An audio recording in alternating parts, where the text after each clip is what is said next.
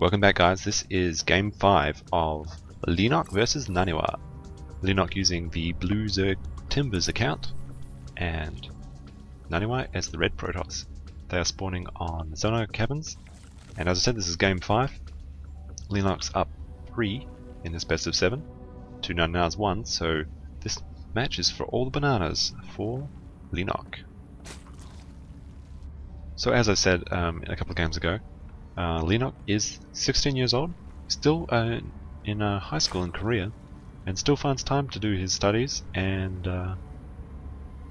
compete in the GSL, so really impressive play. And Naniwa is the Swedish Protoss.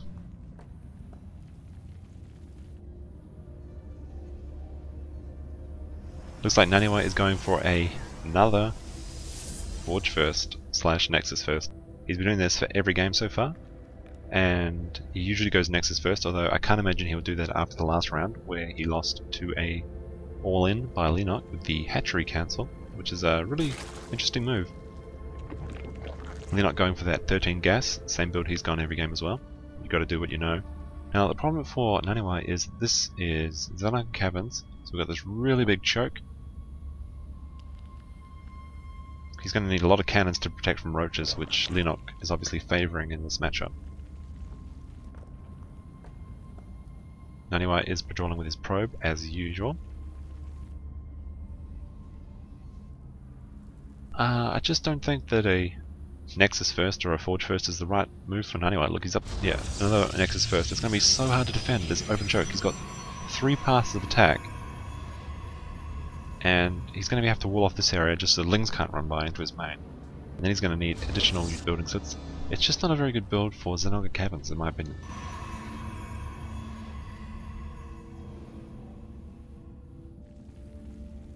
So the spawning pool is now almost finished for Leenock. It looks like he has cut drone gas production down to 1 after 100 on the metabolic boost, like he has done the previous games.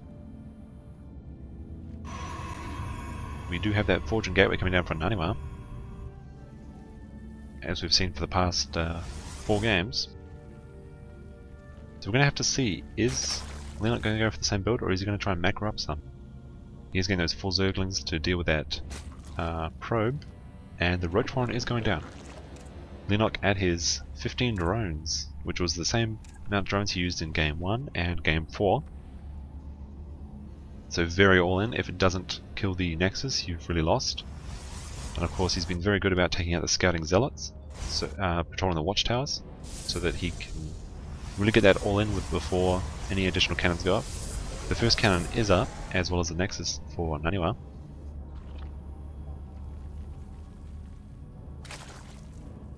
No expansion yet for Leenock. Looks like if he's got the probe out, he doesn't need to do the hatchery cancel, because you lose about 75 minerals for cancelling a hatchery. So he has found a spot where he can attack outranging the cannon, so it looks like the Forge might just go down right at the beginning. He is chronobursting out a Zealot, so he's going to have to do some very nice micro with that Zealot, otherwise the Zerglings will kill it, but it looks like he's not going to be able to save the Forge. Nice micro by Leenock on those Lings. He gets 2 Ling kills, but he does get into the main. Of course the Zealot is here and only 2 Lings can't do that much damage to take out 1 probe. I don't think he's going to get much more than 1 probe, although it does prevent the all-important cannons from coming down. And here we have our 6 roaches. Looks like Leenock decided to skimp a bit on one of the roaches. He did take out that probe, in the end killing 2 probes, that additional 1 scouting probe he killed at the beginning of the game. But here come the roaches, and he can't build any cannons. He can only build Zealots, Stalkers, and Sentries at the moment. And he's only got 1 cannon, and here we go, he's found the spot. And I'm going to have to say, I think Naniwa is going to lose his expansion. Leenock is actually droning up during this attack, rather than going all the way in. He has 7 drones in production. And we have some Zerglings here ready to try and snap any of the units. Naniwa is getting up cannons, but he can't really get close to the roaches. So it looks like he's going to have to do some fancy Stalker micro, but there's no way he is saving this Nexus.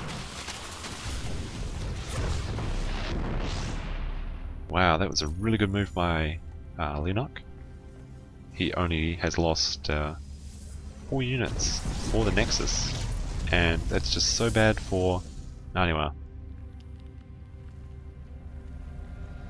Leenock into an almost 20 supply lead at the early game. It's 7 minutes in. The supply block really hurt, and it looks like he's going to get another forge kill, so no upgrade's going to come out from Naniwa for a long time. Tried to get a bit greedy and snap that Stalker, but we still got that Roach is still alive. Such a brave, valiant Roach. The Nexus is going up. Looks like Naniwa cannot play one base players.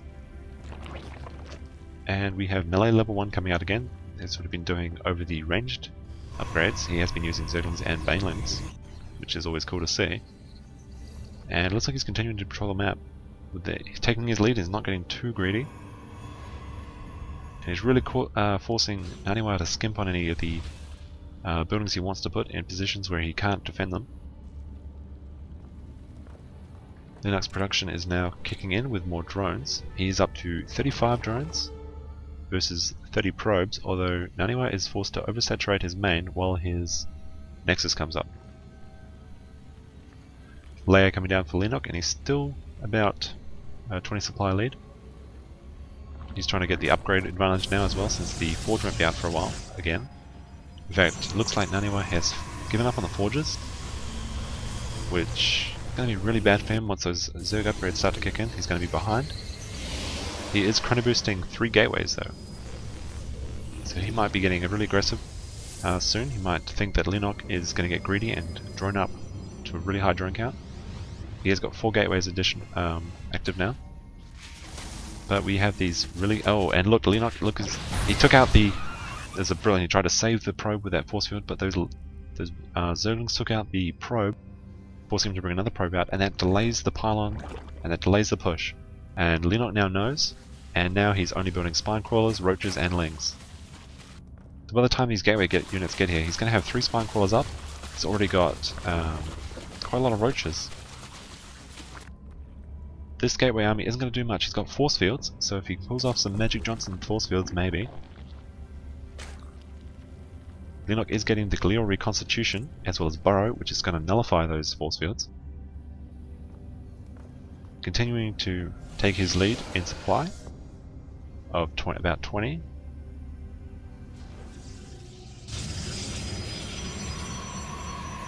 Naniwa getting the hallucination upgrade. And he's got a lot of sentries, so he might try some pretend units, we don't know. Leenock now getting +1 missile attacks. He does have +1 melee, but he's not going for the carapace. We have an infestation pit coming up. So it looks like we're going to see some roach infester at the moment. Of course, Naniwa's take is so far behind, Leenock getting up his 3rd. The robotics bay is almost finished, but it's really late in the game for robotics bay. And he's getting his forge again, but no upgrade's going to be out for a while. Alright, the hallucination is done, so he's going to use some scanning printers, and he's found another spot where he can attack the Nexus, and he's going to have to pull his entire gateway army out. And of course the robotics bay was delayed, so this burrow is able to just keep him completely safe from the gateway army. There's no cannons in range, so he can't see any of the burrow roaches. Ooh, Naniwa force fielding at just the wrong time. Robo support bay coming up. And Leenock taking his shots and burrowing and running away, forcing sentry energy and also frustration from Naniwa. And Leenock about 40 supply lead now. So Leenock now just going for the roach attack. He's trading units, which he can do considering he's got the base and unit advantage.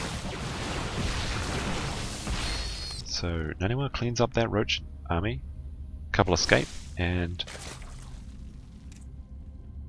he's got tunneling claws producing pathogen glands and festers. He's got his macro hatch. He's already got his 3rd up, but he's not saturating it. And he's still at about a 40 supply lead. No upgrades yet for Naniwa. Still going to be another 100 seconds before we have any +1, unless he chrono boosts it. And Leenock is sitting at +1. He's getting +2 missile. And 28 roaches to 11 stalkers, 1 immortal, 6 sentries and 1 zealot. Very similar probe count, although Leenock has the option of saturating this base now. The roaches regenerating their health here. And Naniwa does have an observer, but it's all the way out here. Let's bring it back. It's not going to be back for a little while though, so we might be able to get some pot shots. Tunneling claws to escape the force fields. And we're going to have to see where he's going to have to keep going backwards and forth. The Immortal is the real danger of Naniwa's army, however, with enough roaches you can just power through. Now interesting, when you get a tunneling claw upgrade for the roaches, they grow these little spines on top of their head. Before that, they don't have that, so you can actually see the Zerg before he uses burrow and know that he has tunneling claws. So Naniwa is now about 18 probes behind. Leenock's sitting at 67 with his third. The big difference is actually the gases. He's got 6 gases. Naniwa only has 4. And that's really what you need for all your tech. We do have the pneumaticized carapace and ventral sacs coming out for the Zerg again. Protoss is getting a additional Colossus. That's good positioning to attack for the Protoss, however he did get a fungal growth off. He's funneling the Zerg into this choke and he is using force fields. Tries to save this last roach, but he gets out. And of course the Colossus will run over the force fields. Nice creep part way by Leenock. He's getting those banelings though. The Overlords haven't finished the ventral sacs just yet, they're about to finish. So we'll be able to do some baneling drops. It's going to be really close though. Naniwa is pushing, although he's 40 supply down, and now Leenock going in. He's filled up those Overlords and now they're coming, and I think Naniwa knows what's coming. See, he doesn't know that these Overlords don't have banelings in them, so he really has to continue to move back, even though he doesn't know that. About 50 supply down. Leenock taking a really good lead. Looks like Naniwa's going to have to GG soon. Trying to save these Colossus, do as much damage as you can. With 3 Colossus, so you can do quite a lot of damage. That Colossus got 8, that one's got 6, that one's got 2. Looks like these roaches are chasing down that last Colossus. Looks like he's gonna maybe escape. He's going for it, running around. He's almost to the cliff, and the Colossus survives.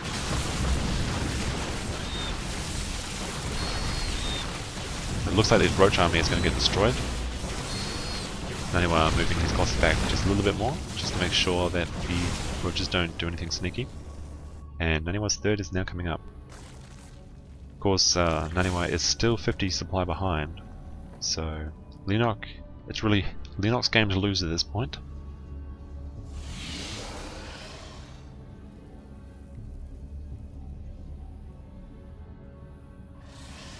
Leenock continuing to produce Zerglings as well as melee attack for his banelings, and I got to think that he's going to use all these lings to just make banelings because the lings won't really connect with a heavy Colossus army.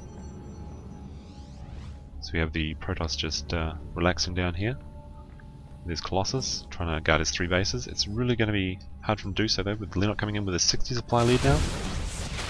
So even if Naniwa can clean up this army, he can kill this Nexus before he can do anything. So Leenock loses, takes out that Nexus.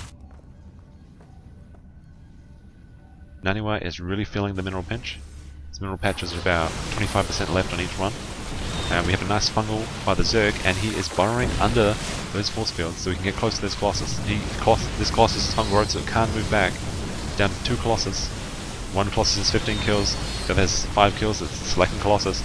The Zerg army is about cleaned up, but he's got that macro advantage, and he has 70 unit advantage being remade. 16 roaches in production, 10 banelings, and congratulations, smiley face from Naniwa. So Naniwa leaves the game, and Leenock takes MLG Providence 2011 with a 4-1 victory. So well done to the Leenocktopus, the 16-year-old Korean. And what's a 16-year-old going to do with $50,000? I guess his parents will take it from him when he gets back to Korea. Anyway guys, it's been MacGuffinSC, thanks for watching, and see you next time.